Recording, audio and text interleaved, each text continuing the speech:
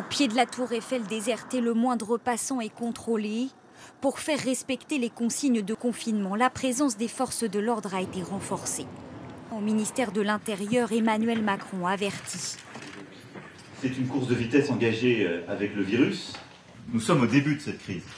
Officiellement, pas de prolongement du confinement pour l'instant, mais des restrictions plus strictes. À Paris, depuis 15 h aujourd'hui, 3 zones interdites jusqu'à la fin du week-end. Le Champ de Mars, l'esplanade des Invalides et les voies sur berge.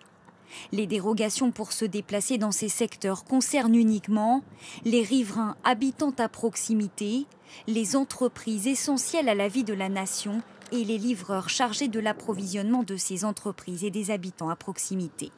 Dans les gares, obligation désormais pour les voyageurs de justifier leur déplacement. Vous allez où? Je vais à l'ICN, à mon domicile. D'accord. Et vous travaillez? Ceux qui voyagent pour aller travailler doivent fournir une attestation de leur employeur. On applique le principe de précaution, ça ne me dérange pas trop personnellement. À Nice, mesure radicale. La mairie annonce ce soir un couvre-feu tous les jours à partir de 20 h.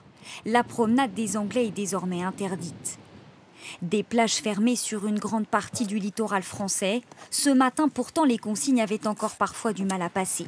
On parle de confinement. Mais le but, c'est de rester je reste chez moi maximum, mais j'ai besoin de m'aérer un peu. Ben ouais, donc en bas de chez vous. Parce que je suis tout seul chez moi, j'ai un studio et j'ai besoin de m'aérer. En bas de chez vous, ça sera très bien.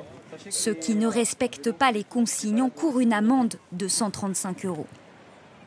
À Lille, c'est un parc que la mairie a décidé de fermer pour inciter les promeneurs à rester chez eux. Les marchés, eux, restent autorisés. Ceux qui s'y rendent sont appelés à garder leur distance et à ne pas se serrer la main.